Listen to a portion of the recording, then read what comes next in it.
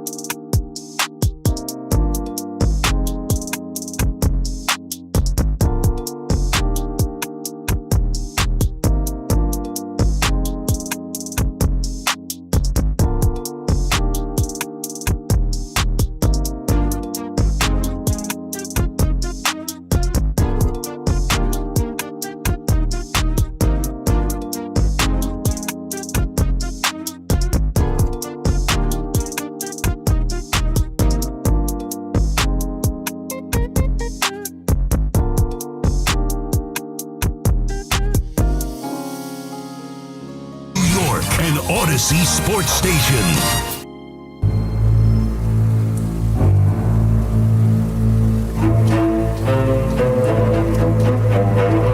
It's time for You Better You Bet on the Fan with your host, Nick Costas. What's up, everybody? Happy and merry Wild Card Sunday in the National Football League playoffs to you and yours.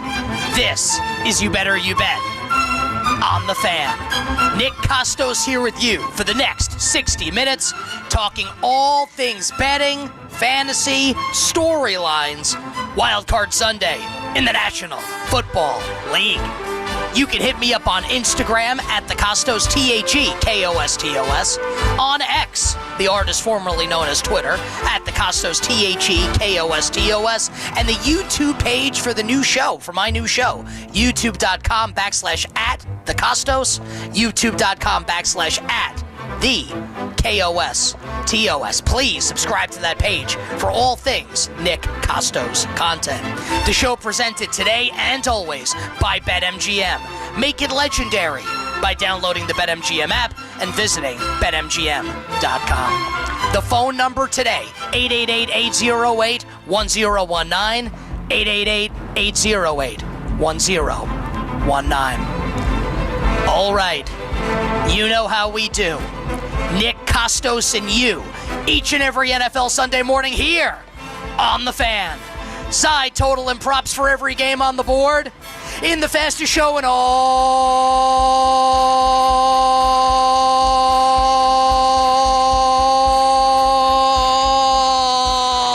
of wagertainment. Bring it up, Ray.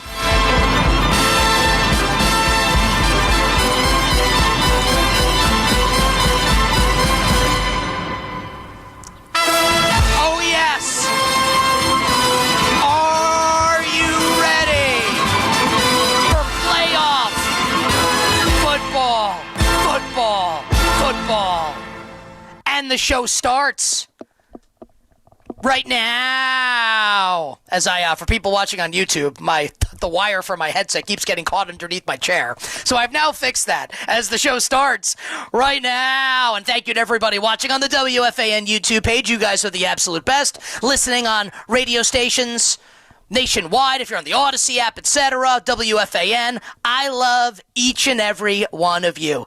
Please subscribe to my new YouTube page for my new show, which is weekdays 9 a.m. to noon Eastern on Westwood One Sports. You watch it nationwide, YouTube, Twitch, youtube.com/at the Costos, TheKostos, and you can subscribe, of course, in podcast form. Just search You Bet wherever you find your podcasts.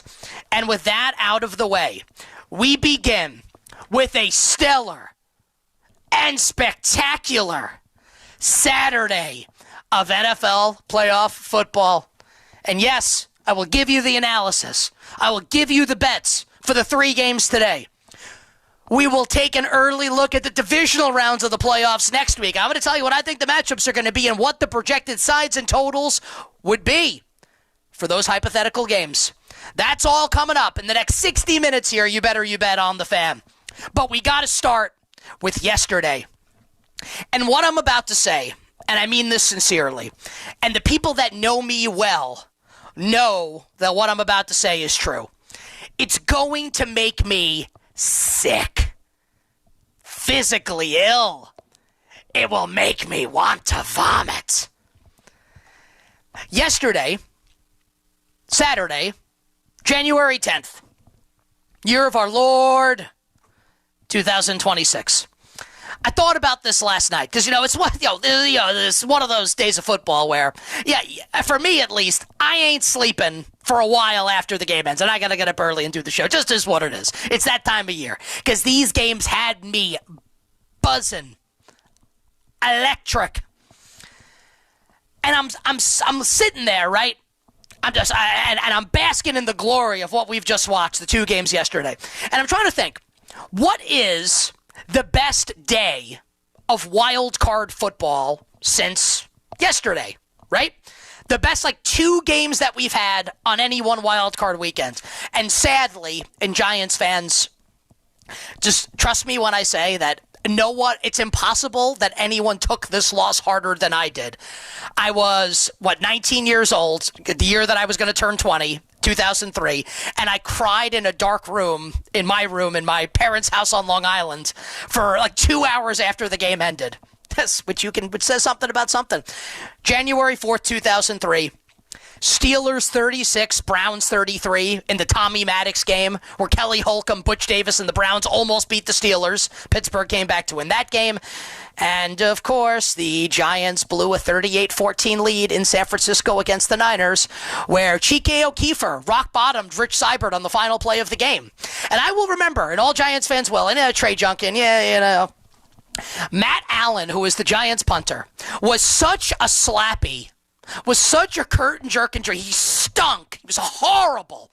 And I remember the bad snap. I remember he rolls out and holds the football over his head to be like, hey, I'm going to throw this ball. And I remember in that moment watching the game and thinking to myself, it's like time stood still for a moment. Kind of like when the ball was in the air in Super Bowl 42 to Plaxico Burress before he caught the game-winning touchdown. I felt like time stood still in that moment in a good way.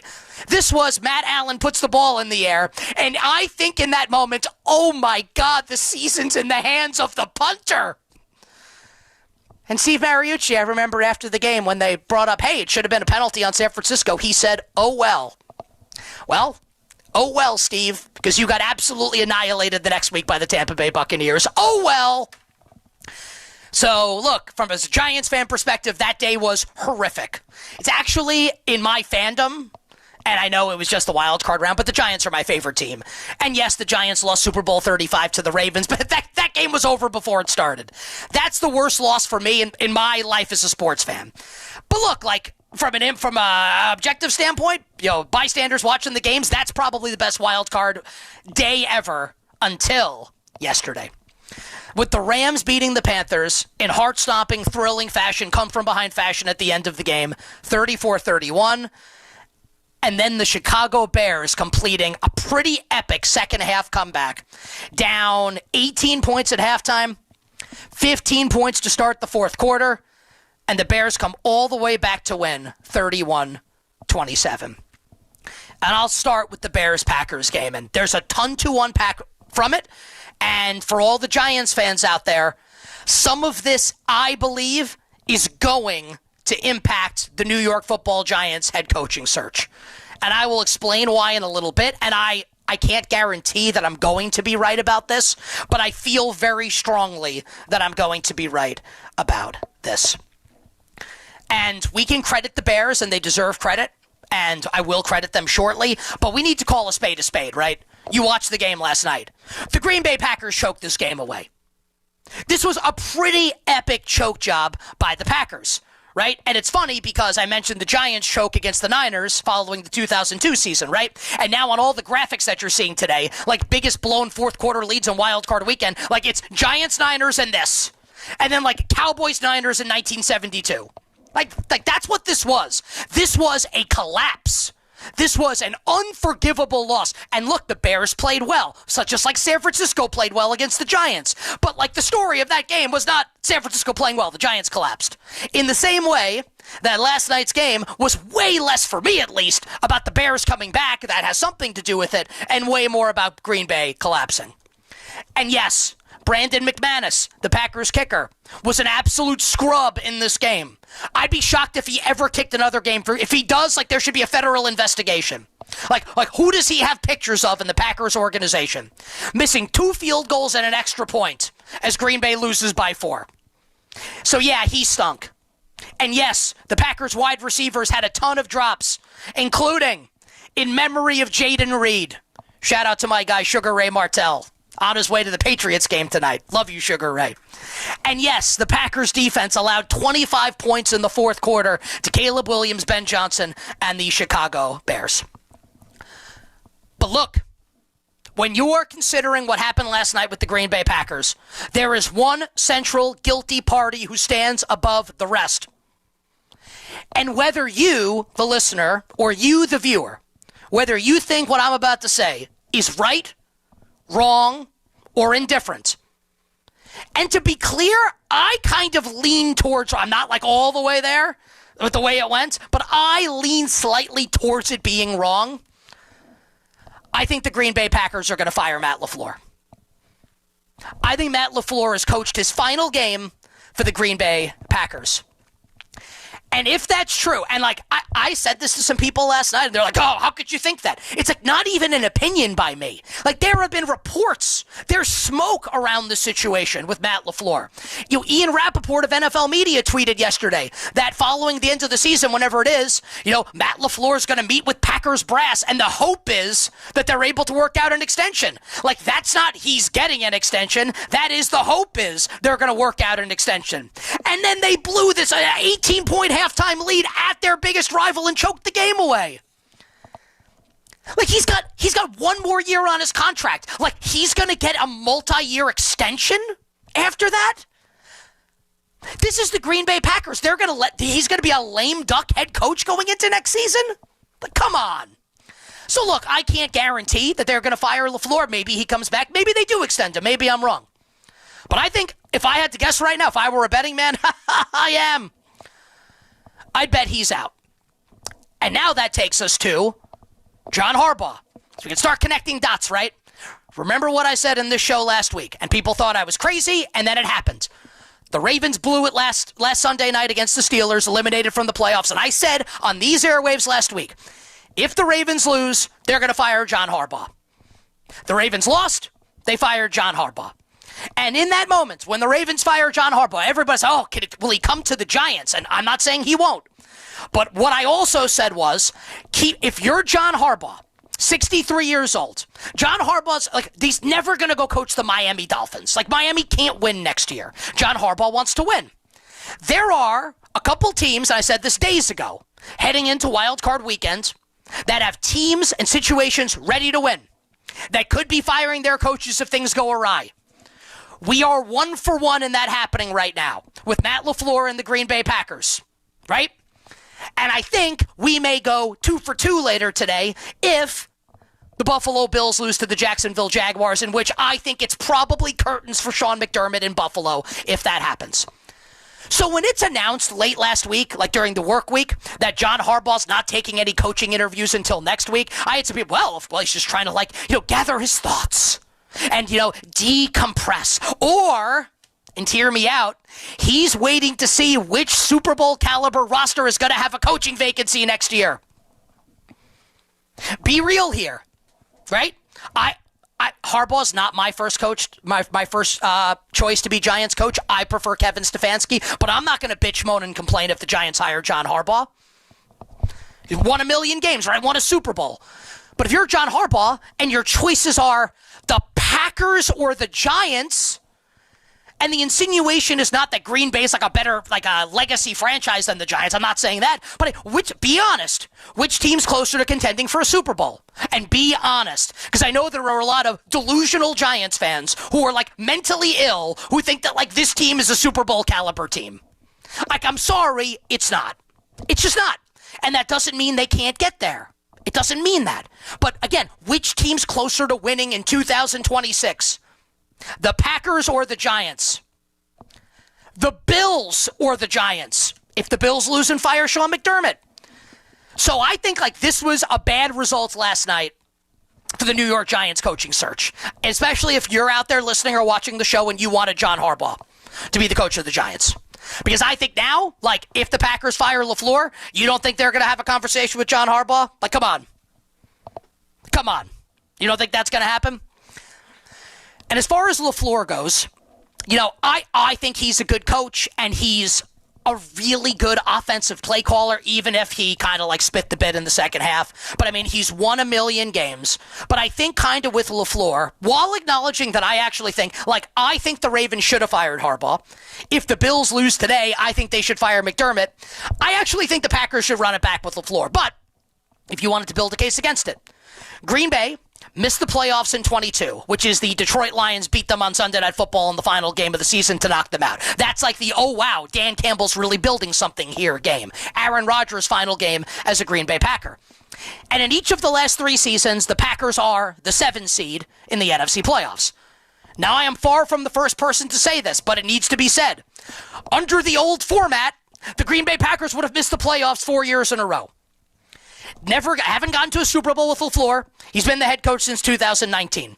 You can certainly construct a legitimate argument, even if I come down slightly on the other end, that the Packers should move on. And if they do, John Harbaugh should be interested in Green Bay. I would be interested in Green Bay if I were him. Now, there's an obvious follow here, right? Or like the next point. If Matt LaFleur gets fired, should the Giants hire him? Or should the Giants be interested? Hell yes. Absolutely, the Giants would be interested. Now, what I think is going to happen, and this is a very amateur connecting of dots by me. I can be way wrong here. I have no inside information or sourcing. The Miami Dolphins just hired the Packers vice president of player personnel, John Eric Sullivan, as their new GM. My amateur connecting of the dots would say, well, maybe Matt LaFleur coaches the Miami Dolphins. Or maybe Matt LaFleur goes to Tennessee to coach the Titans and Cam Ward, where he was the offensive coordinator in Tennessee prior to getting the head coaching job at Green Bay. That is, again, I can be way wrong there, but I think that's just like, sitting back from my perspective, things that could potentially make sense. Now, last note on the Giants for now in the coaching search. I just want to reiterate my stance here. I want Kevin Stefanski to coach the Giants. If it's not Stefanski, I would love Brian Flores, but he is suing the team, which does seem to be a little bit of a fly in the ointment, even if I think they could climb that mountain if they needed to. I think Stefanski's the right guy. Multiple-time Coach of the Year winner. Not his fault he got saddled with Deshaun Watson and all that baggage and all the terrible play and all the injuries of Deshaun Watson. I think Stefanski would be great for Jackson Dart. For me, it's Stefanski as the next head coach of the New York Football Giants. We will see what happens over the course of the next couple weeks. And Giants fans, I'd be watching the Bills-Jaguars game today. Because if this goes a certain way, this is like the Marlowe line from The Wire, where he says to the security guard, you want things to go one way, but it's actually the other way.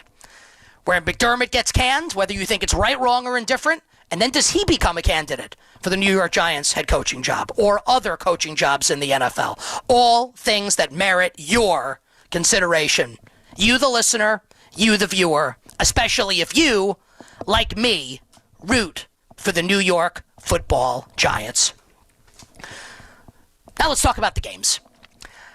So LaFleur blew this game last night. And there were other culprits that I laid out, but he blew this game. This was as miserable a second half that you could have for a head coach in the history of sports. Not just for a wild card game. This was embarrassing from LaFleur. Where you think about this statement. And like Dennis Allen's a good defensive coordinator, like the Bears DC, former head coach of the Raiders and the Saints. Dennis Allen pantsed Matt LaFleur in the second half of this game. Because Green Bay dominated the first half, and the Bears could do nothing to stop them defensively. And then all of a sudden in the second half, a Bears defense that is not good. The only thing they do is turn the ball over, turn the opposition over, which is something that's not likely to go from year to year. All of a sudden, they look like the 85 iteration of the team. And the Packers could do nothing and kept going 3 and out.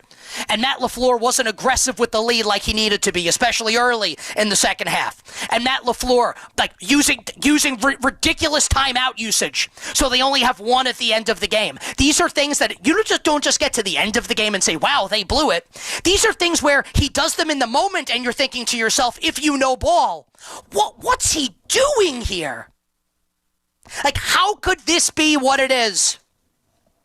Brutal. Jordan Love says after the game, I'm paraphrasing, obviously, they adjusted and we didn't adjust to their adjustments. Sounds like a coaching issue. Matt LaFleur lost this game last night. He's entering a lame duck year. This is why I think he's going to be out in Green Bay. Could they extend him? Yes. Crazy things happen all the time. But what do I think is going to happen? I think he gets canned. And I don't know how many Bears fans are in the New York audience. I know we do have a national audience that listens to the show because I'm a national personality on the Odyssey app or otherwise. I actually feel bad for Chicago Bears fans because we're 20 minutes into the show now and I barely credited the Chicago Bears for what happened last night. And again, just to reiterate, if you're looking for the bets for today, you're going to get them. Just chill. We're going to roll through last night, and then I'll get to what's going to happen today and what's going to happen tomorrow night. The Bears have done this all season long. They've been the cardiac kids, the comeback kids. We saw it against the Giants. They did a service to the New York Football Giants by getting Brian Daboll fired. So actually, I feel like Giants fans should like the Chicago Bears for that. And Ben Johnson did an awesome job in the second half, following a miserable first half where he was going for it. He was like a better on tilt. Going for it, 4th and 4 inside his own 40-yard line. Ridiculous from Ben Johnson. And I'm all for regression. That was too aggressive from Ben Johnson. But they got it together in the second half. Defensively, got it together in the second half. And Caleb Williams made some throws last night, and he is not a perfect quarterback. And I think it's almost unfair that this is the discourse around Caleb, because he makes these throws that, I'm being serious. Can any other quarterback in the history of the league, in the history of life, make some of these throws that Caleb Williams makes? 4th and 8. Bears down 27-16. 5:37 to play. Like a game on the line. Makes a throw where he has zero time to set his body. That is a strike down the near sideline, moving right to left on your television screen to Rome Odunze for 27 yards to keep the game alive. Who can make that throw? And it doesn't mean he's the best quarterback. He misses easy throws sometimes. He makes the impossible look possible and the possible look impossible. And if he's ever able to put it all together, watch the hell out. Because this team's going to be a Super Bowl team contender for as long as he's the quarterback and Ben Johnson's the coach. That's an incredible comeback by the Chicago Bears. And an incredible job by the Bears to shred the cheeseheads with the cheese graters like they're all wearing. Man, it's a bad day. And not only for the LaFleur. The Packers got embarrassed last night. And the Bears absolutely rubbed their faces in you know what. And I don't even blame them for it. Gotten shelled by that organization for 3 decades now. And now you've got the upper hand. They should be celebrating. And what's hysterical about this, right, in this game, what an awesome game it was, Bears-Packers. We had another fantastic game yesterday as well, with the LA Rams beating the Carolina Panthers in come-from-behind fashion at the end of the game, 34-31. Insane football game. Just ridiculous. And if Packers-Bears wasn't what it was, we may be talking about this game as being one of the best wildcard games we've ever seen. They were both spectacular, right? 4 fourth-quarter lead changes in Rams-Panthers, tying the most in NFL postseason history. And this was a game that the LA Rams... this was FAFO. I think people know what that acronym stands for. This might have been the ultimate FAFO game that an NFL team has ever played. The Rams FA'd and almost FO'd in this one and almost lost as a double-digit road favorite to the Carolina Panthers. Led the game 14-0 early. Game feels like it's over. Bryce Young doesn't look like he has it, right? Puka Nacua is looking incredible. Matthew Stafford's looking incredible. The Rams are looking incredible. And all of a sudden, the Panthers, and give them credit, give Bryce Young credit. Bryce Young's going to have his fifth-year option picked up. Do I think Bryce Young's a star? No. But I'll tell you what, he was good in this game yesterday, in the biggest game of his professional career. No question about it. No question about it. And the Panthers are able to claw back into the game. And while I think Sean McVay, if he's not the best coach in the NFL, he's like, 2 or 3? It's like probably Reed, Shanahan, and McVay in whatever order you want to put them in. McVay's unbelievable. And if he ever, like the Rams would never fire him. Never. But just hear me out. If they did, this would be like the Giants fire their whole organization to hire Sean McVay and don't even think twice about it. He sometimes, gets caught up in the moment and makes emo decisions and it almost cost his team games. We've seen it happen this year. We've seen it happen throughout his coaching tenure, even while acknowledging he's awesome and has won a Super Bowl. Towards the end of the first half, Rams are up 17-7, 4th and 3. Makeable field goal attempt. Send the kicker out. You're favored on the road. You get the ball to start the second half. Why are you going for it? They go for it. They don't get it. Panthers go down the field and score a touchdown, and all of a sudden it's 17-14. What a terrible, and he acknowledged it after the game, terrible, terrible, terrible decision by Sean McVay. And then Matthew Stafford, who was named first-team All-Pro quarterback yesterday, 31-18 voting margin over Drake May, which probably means, not definitely, that Stafford's going to win MVP. Looks like an MVP early in the game. And then at the end of the first half, I feel like no quarterback in the history of the NFL has hit his hand more on opposing helmets than Matthew Stafford. That's anecdotal as someone who's watched football obsessively for 3.5 decades in a row here. So Stafford hurts his hands, and there are varying reports, is he okay? All I know is he looked like the MVP prior to that, and then afterwards looked like a mere mortal. And was missing throws, and threw some interceptions, and Puka Nacua, who might just be the best pure football player in the league.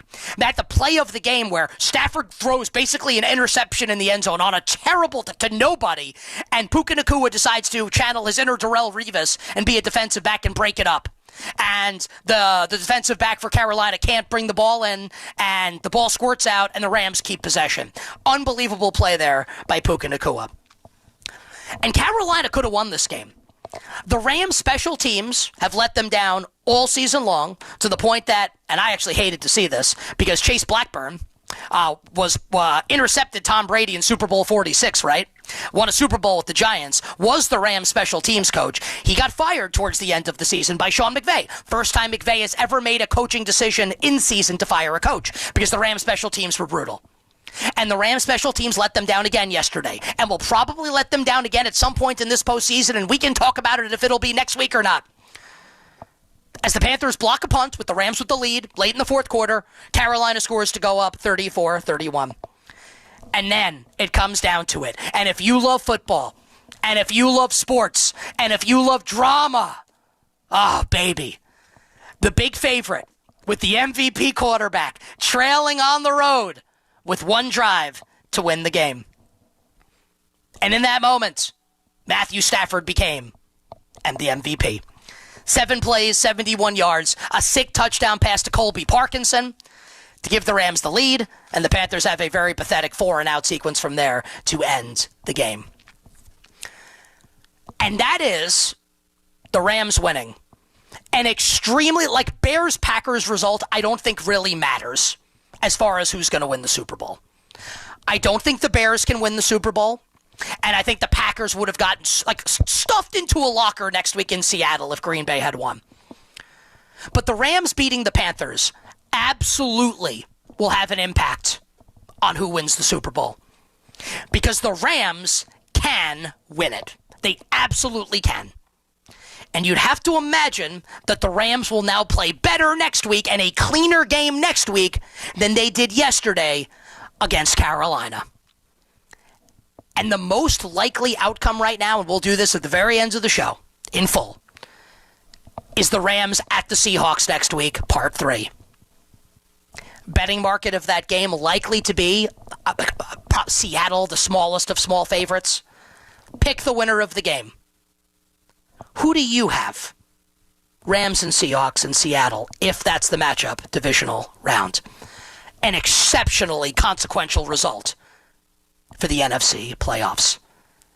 And just an unbelievable day of NFL playoff football as we are reminded, yet again, that the National Football League is king. We'll take a quick break here. You Better You Bet with Nick Costos, WFAN, Wild Card Sunday in the NFL. And on the other side, we will get to all the betting angles and all the storylines for the 3 games today, and we will start with the Jaguars and the Bills. It's all coming up next here on You Better You Bet with me, Nick Costos, and you, whoever the hell you are, presented by BetMGM. The NFL on Westwood One Wild Card Weekend continues. 1 o'clock today with the Bills and Jags. Then it's off to Philadelphia for the 49ers and Eagles. And we cap it off with the Chargers and Patriots. Right down the middle and good. The home of Super Bowl 60 is The Fan. 101.9 FM and always live on the free Odyssey app. Hey everyone, Boomer Esiason here. I've spent years on the field learning what really matters most: reliability, consistency, and trust. That's why I love Red Pocket Mobile. You choose from 3 major 5G networks. Plans start at just $10 a month and stay there. Plus real customer care answers in under 2 minutes. Red Pocket Mobile, your new ultimate cell carrier. At Town Fair Tire, New England's largest name brand discount tire dealer, you get it all. The guaranteed lowest price, the most free services, and we accept all valid rebates from any manufacturer and from our competition. Yes, we accept them all, even competitor rebates. Town Fair Tire, New England's largest discount tire dealer. Now with over 120 stores from Connecticut to Maine. Nobody beats Town Fair Tire. Nobody. Name brands at discount prices. Town Fair Tire. Let's go! You're still grooving, still connecting, still loving, still turning up, still thriving. You still got it, but your immune system, it weakens as you age. That's where vaccines come in. They help train and strengthen your immune response to fight off respiratory illnesses like flu, pneumococcal pneumonia, RSV, or COVID-19. Ask your doctor or pharmacist which vaccines you need. Book in minutes at vaxassist.com. Sponsored by Pfizer. My name is Whitney Allen. I am a widow. My husband, Ryan, died. We never thought in a million years we'd have to use life insurance. The unexpected happened. With Ethos, it is so fast and easy. It's 100% online. You can get a quote in seconds, apply in minutes, and get same-day coverage. No medical exams, and you can get up to $3 million worth of coverage through Ethos. Get your free quote at ethos.com/radio. That's ethos.com/radio. Time spent on application may vary. Online health questions required. Talk sports here. 888-808-1019. Powered by Paramount Plus. Count on Paramount Plus to stream every NFL on CBS playoff game.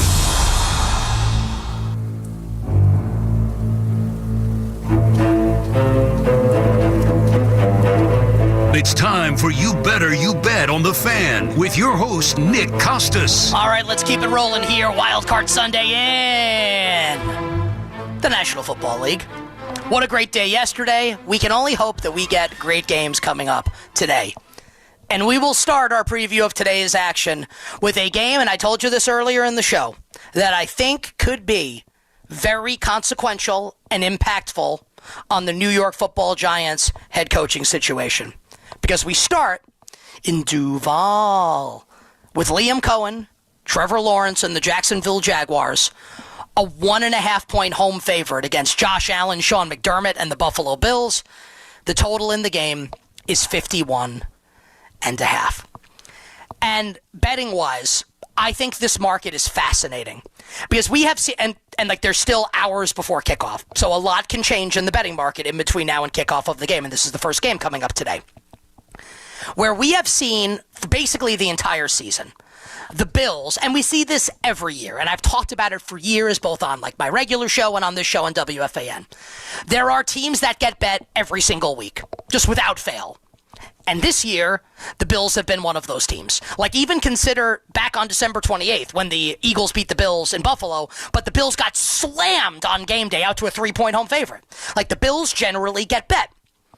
And over the course of this week, it's been the opposite. The Jaguars have been the team that's gotten bet. Because Buffalo, for the vast majority of this week, was the favorite in this game, a road favorite. And now that has flipped, and the Jaguars are a small home favorite. Which is not, again, to insinuate that the Bills can't close the favorite or get slammed before kickoff. But isn't that a little interesting that the betting market seems to have more faith right now in Jacksonville to win this game than Josh Allen and the Buffalo Bills? I'm going to start my preview of this game with what I think is the obvious. I said it earlier, so I'm not going to belabor the point. If the Buffalo Bills lose this game today, they need to fire Sean McDermott. And I think they will fire Sean McDermott. And then maybe Harbaugh goes to Buffalo. Then McDermott may be on the market. Maybe LaFleur. Who the hell knows what's going to happen? But I think this is something that will impact what the New York Football Giants look to do with their next head coach. And here's how I want people to think about it. Mostly because this is how I think about it, and I think it's really good. And I'm being very honest about that. There is, in this AFC playoffs, there is no Patrick Mahomes. There is no Lamar Jackson. There is no Joe Burrow. Which means I don't care that they're an underdog in the game today. And I don't care about the run defense. I don't care that the run defense stinks and that they have no speed. I don't care. No Mahomes, no Burrow, no Lamar. No excuses for the Buffalo Bills. Think about the other teams in the AFC playoffs. And, like, Buffalo's an underdog today. So, like, this isn't like they're, like, the overwhelming favorite, right? Yeah, Justin Herbert and the injured Chargers offensive line. Drake May, year one in the playoffs for the New England Patriots. Bo Nix, 75-year-old Aaron Rodgers. The Texans' offense is absolutely terrible. And a Jaguars team, and Trevor Lawrence does have a playoff win under his belt, but with very little playoff experience otherwise. If the AFC playoffs were a movie, Josh Allen should be the main character. And if the Bills lose today, this would be like you, the person watching, you, the person listening, or me, the person talking, that we buy a ticket to go see, like, John Wick, and Keanu Reeves dies in the first half hour of the movie. And if that happened, you'd be like, what the hell? You want your money back. That director should be fired. That screenwriter should be fired. The Bills lose today. We lose the main character of the AFC playoffs basically 30 minutes into the movie. Sean McDermott's got to go if that happens. Not that he's not a great coach. I think he's an excellent coach. And if believe me, this is hypothetical. If the Giants ended up hiring Sean McDermott, I would not be upset. I wouldn't. But in the same way that John Harbaugh needed to go, expiration dates, right? If you take a swig of milk and it tastes sour and you look at the expiration date and that son of a bitch expired in 2023, you're going to throw it out, right? You're not going to keep drinking it. If the Bills don't make the Super Bowl this year, they will enter year 9. 9. Like Du Hast said, or Rammstein said in the song Du Hast, how many years? 9. Of the partnership with McDermott and Josh Allen with no Super Bowl appearance. Can't have it. Cannot have it. So there's a lot on the line today that I think even more than just who's going to win this game. I think McDermott's coaching job is on the line today. And if you talk to people that like the Jaguars in this game, they will say, well, Jacksonville, in addition to just because we know, right? And I'm going to assume that the listeners and viewers of this show are, at least semi-educated fans of National Football League football, if not more than that, right? So we know that Trevor Lawrence has been on one, right? Is that a Drake song? F it, he's on one, whatever. Trevor Lawrence has been on one this season, right? And on one down the stretch. He's been red hot down the stretch for the Jacksonville Jaguars. But the Jags also have a pretty punishing run game. And now they have their 1-2 punch at running back with both Travis Etienne, the starter, whose brother Trevor was like brutal yesterday for the Carolina Panthers, and rookie Bashal Tutin.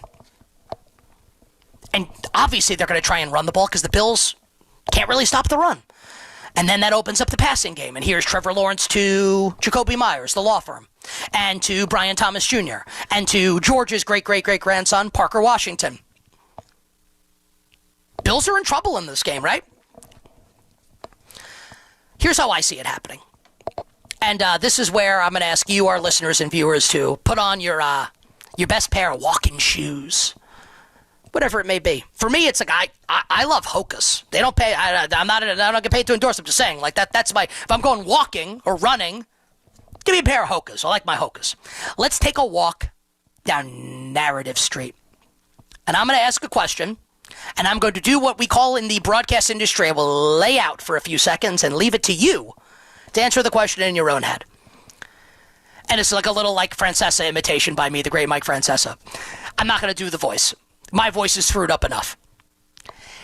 If Josh Allen is Josh Allen,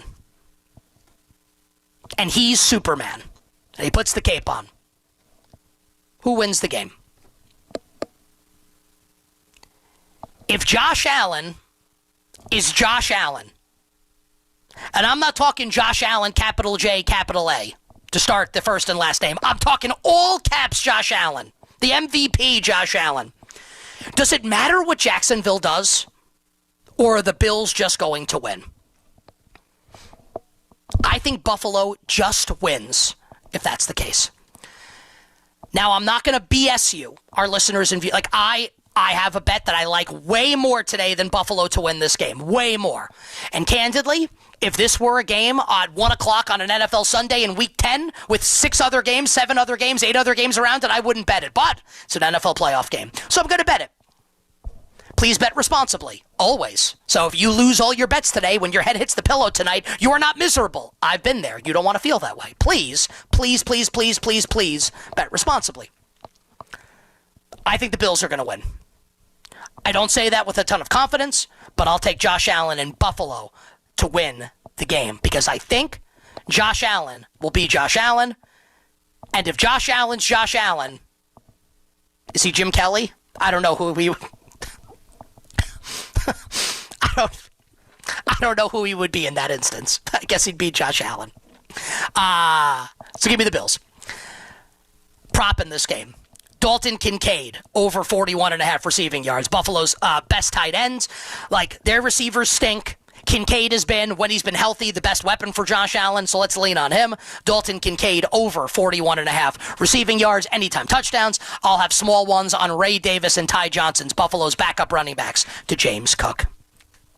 We move on to the Eagles and the 49ers in Philadelphia. Philly, a 6-point home favorite, total 44.5. Injury-wise here, Lane Johnson, Philly's future first ballot Hall of Fame right tackle.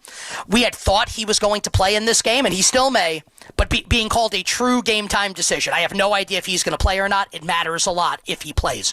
Trent Williams, San Francisco's future first ballot Hall of Fame left tackle, is expected to play. We don't know if San Francisco will have Ricky Pearsall.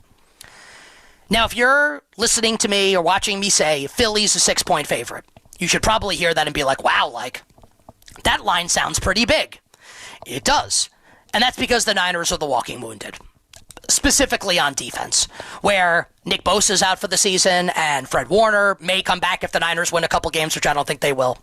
Every single linebacker on the team is hurt, not an exaggeration, not figurative, that is literal. And the Niners got stuffed into a locker last Saturday night by Mike McDonald and the Seattle Seahawks. While the Eagles, and I didn't know if I loved this last week, it actually turned out okay for them as things worked out. But Nick Sirianni's decision to sit his starters last week and basically treat the season finale against the Washington Commanders like a glorified preseason game looks to have been the right call. Because now they're rested. The Niners got in a super physical game, got manhandled by Seattle, and the Eagles are home for this one. And that's how you get to a point spread like this. Now, if you wanted to make a case for San Francisco here, the case is pretty easy, right? It's that the Eagles' offense is no good. It's rotten. The Philadelphia Eagles' offense has had performance issues all season long. The Philadelphia Eagles' offense has been unable to perform in the big spot. The Philadelphia Eagles' offense for much of this season has been impotent. It's a good thing, then, that I call the San Francisco 49ers defense Viagra. Because I think they gonna fix the Philadelphia Eagles performance issues in a hurry. Whoop! And that's not even meant to be an insult to former Jets head coach, Niners defensive coordinator Robert Saleh. Like, he has no horses. Like, they're so banged up. If the Eagles can't score today on San Francisco's defense, like Kevin Patullo, the Eagles offensive coordinator, should be put on trial before Nicolas Maduro. If they get with that offensive line and Hurts and Saquon and A.J. Brown and Goddard and Devontae Smith, if they can't score on this defense, I mean, maybe John Harbaugh or Matt LaFleur or Sean McDermott should coach the Eagles next year. That would be insane if that happened. It's not outside the realm of possibility, but I would be pretty surprised. Now, you know this if you listen to the show or watch the show for any period of time. I am not a professional bettor, nor do I ever claim to be one. I don't win all my bets. And if I did, I certainly wouldn't get up at the ass crack of dawn every Sunday morning during football season to do this show. I'd be on a yacht somewhere, like in the sun, as opposed to in this, the sun hasn't been out in New York for it feels like 3 months. I don't win all my bets, and I'm not a pro bettor. But I talk to some professional bettors. One of them, I reference him on the show a lot. Pro sports bettor is a good friend of mine. His name's Rob Pizzola. He comes on You Bet every week. And now that the show is in its new time slot, 9 a.m. to noon Eastern on Westwood One Sports, he comes on the show on Fridays. And what Rob said is that he thinks the point spread of the game should be 6, right? And that's what it is now. And for most of the week, we were kind of getting to 6. 3.5, 4, 4.5, 5, 5.5. Now we're at 6. So it feels like the point spread of the game now is just correct. Eagles -6. So what I want to do, I think the Eagles are going to win. I said it yesterday on the various shows that I did because the grind never stops this time of year. And I mean that in a great way. I love doing this stuff.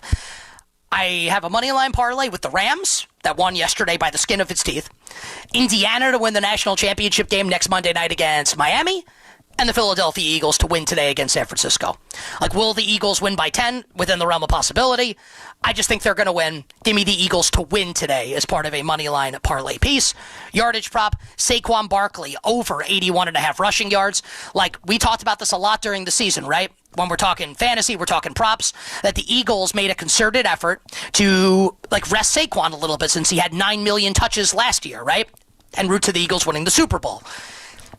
Now is the time to use him. I don't think we're going to see him come out of the game a ton. I can be wrong about that. I think I'm going to be right. Saquon Barkley, let's go over rushing yards for Saquon. Anytime touchdowns, I don't really love a lot here.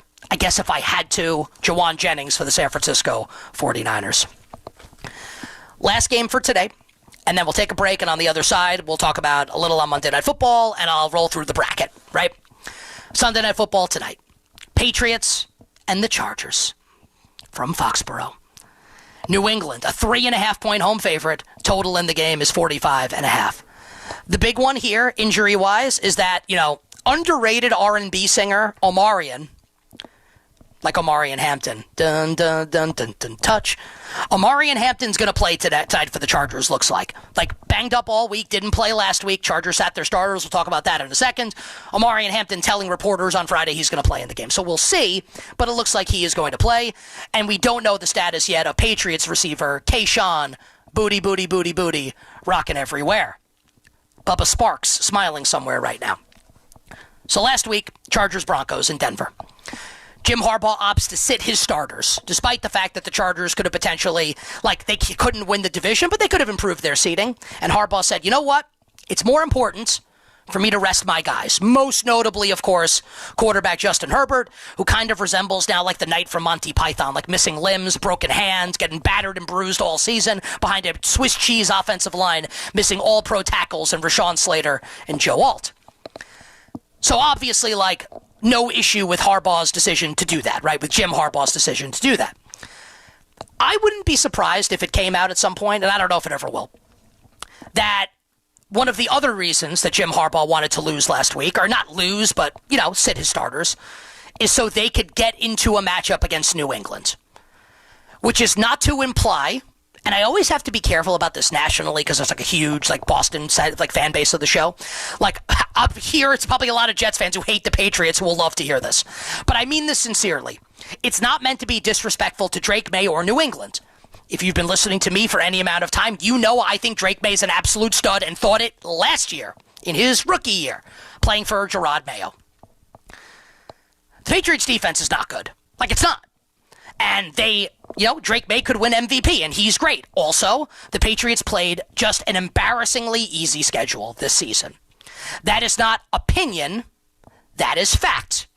Just like it's not an opinion to say Drake May's awesome. If you disagree, hashtag you don't know ball.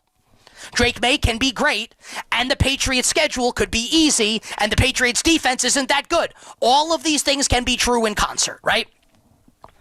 So think about what the biggest issue is for the LA Chargers. They can't protect the quarterback.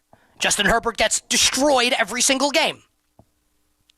In this matchup, as opposed to if they had to go to Jacksonville or had to go to Pittsburgh, they don't have to worry about a ferocious pass rush because New England doesn't have one. And maybe the Chargers' offensive line is bad enough tonight that the Patriots, front ends up looking like the 2000 Ravens. Maybe. Possible. I'd bet against it. So what I'm about to say in terms of my betting opinion for this game actually has, very little to do with Drake May. I think Drake May is sick. I think he's awesome. But I do think the Chargers are going to be able to move the ball in this game. And I think Justin Herbert will be upright enough to sling the ball down the field. Now, if I'm wrong, and I'm wrong a lot, to be fair. So I always say this on the show, you listening, you watching, just because I like something doesn't mean you have to bet. You have to bet it or you have to bet at all. You don't have to. You do whatever the hell you want. It's your decision. It's your money, right? If you disagree with me, perfectly reasonable opinion to have. You like New England to win. You like New England to win big.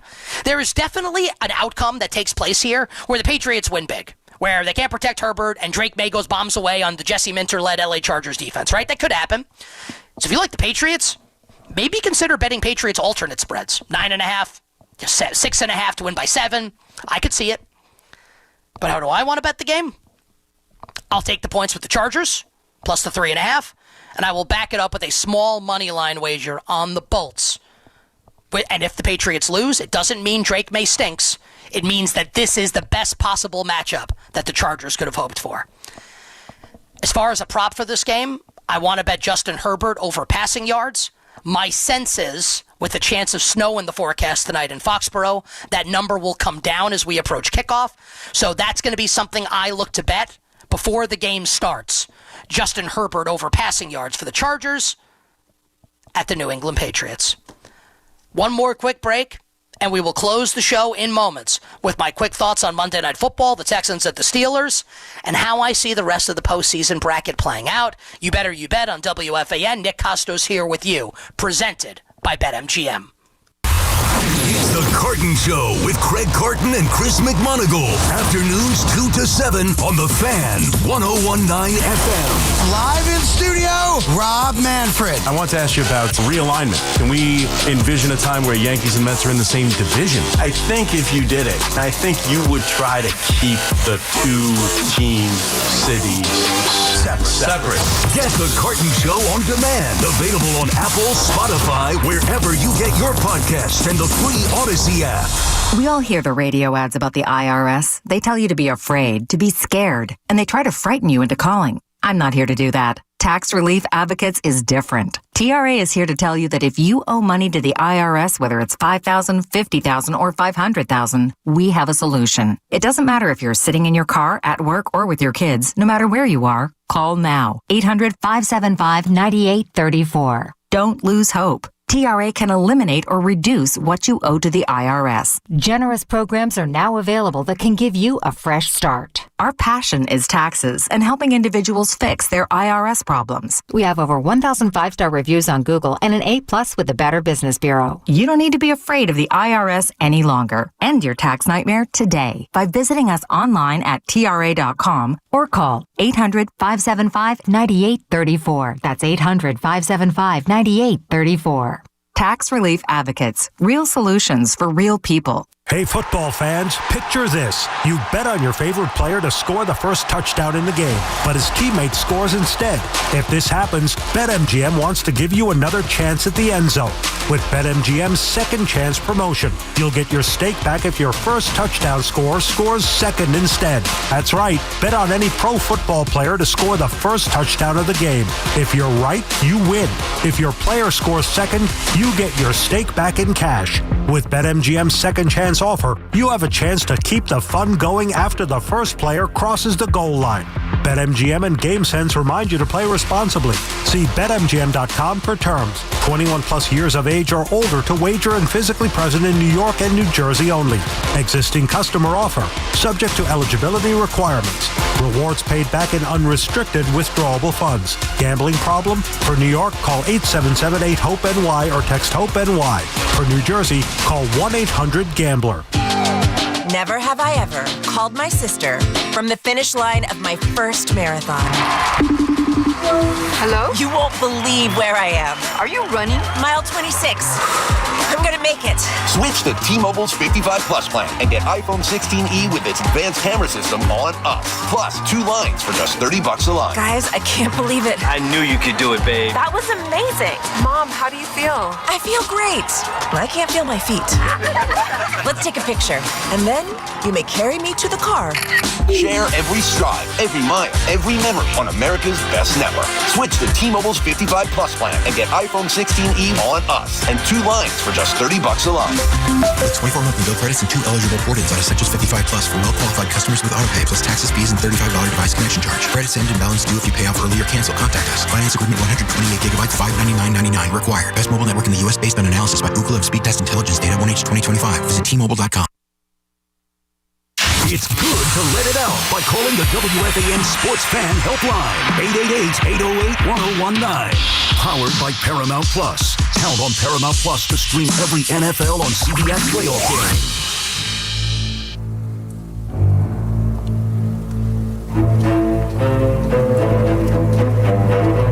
It's time for You Better You Bet on the Fan with your host, Nick Costas. All right, a couple of minutes here left in the Wild Card Sunday edition of You Better You Bet on WFAN. If you'll indulge me, please. My new show debuted a few weeks ago on Monday, December 29th. I am back on the air while I do a national show from 11 a.m. to 1 p.m. Eastern today, solo. Show's going to be great, like this one was, in my humble, biased opinion. But I would encourage everybody to check out my new show on Westwood One Sports. You Better You Bet with Nick Costos, weekdays, 9 a.m. to noon Eastern. I believe it's on I think it's on HD2, 101.9 FM HD2. I think so. Sirius XM 375, YouTube, and Twitch. The new YouTube page, if you are interested in any of my content, youtube.com/@thecostos.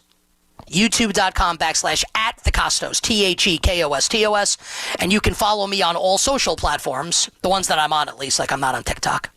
Sorry. Twitter and Instagram, really. At the Costos, THEKOSTOS, THEKOSTOS. The more people that follow me, the less I have to ask.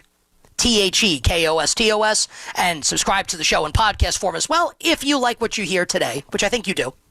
I'm biased. Search You Bet wherever you find your podcasts. All right.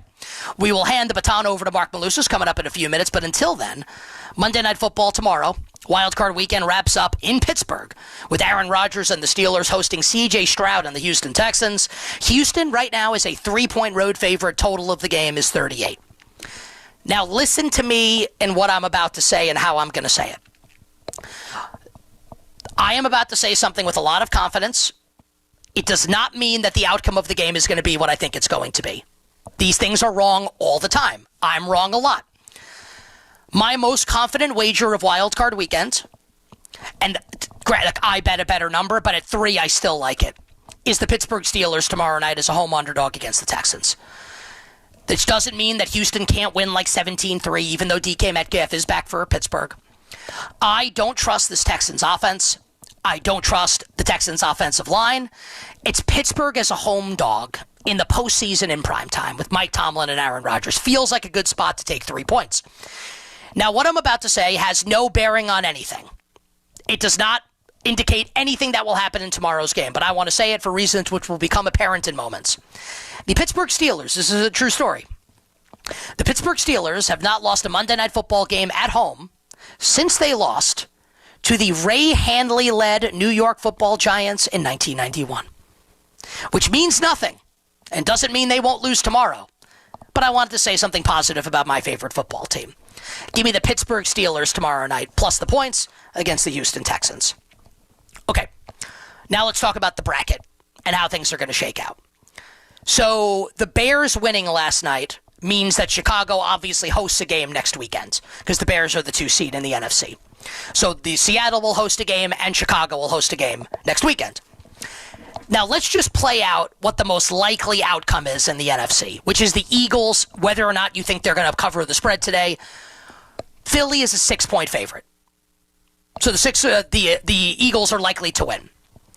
And if the Eagles win, our matchups, and these are, as Usher said in the critically acclaimed 2003 pop song, Yeah, from a 1 to 10, it's a certified 20. These games would be sick next week.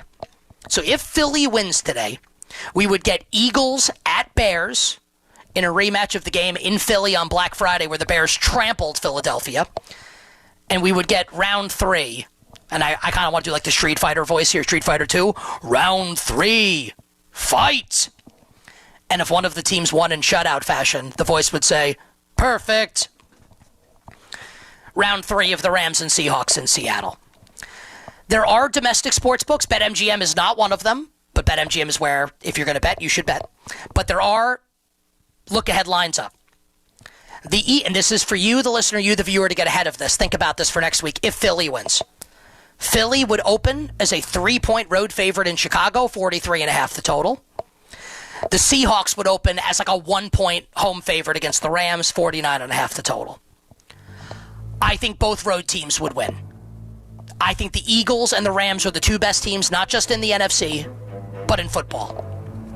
And I do think the Eagles will ultimately go back-to-back and win the Super Bowl, which is sad to say, but that's what I think. And I'll take the Chargers to win tonight, I'll take the Bills to win, and I'll take the Steelers to win, which would set up matchups next week in the divisional round of Denver hosting the Chargers and the Steelers hosting the Buffalo Bills. But that is a story for next week.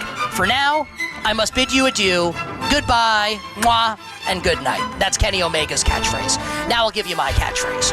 That does it for the Wild Card Sunday edition of You Better You Bet here on The Fan. Football Sunday with my good friend, the great Mark Malusis, is coming up next. Remember, check out my show, You Better You Bet on Westwood One Sports, weekdays 9 a.m. to noon Eastern, youtube.com/@thecostos. It costs you 0 cents and 5 seconds of your time to hit subscribe, youtube.com/@thecostos. So until we meet again, dear listener and dear viewer, on these airwaves, divisional round Sunday in the NFL playoffs next Sunday at 8 a.m. Eastern, I am Nick Costos wishing you minimal sweats, winning bets, the absolute very best of luck.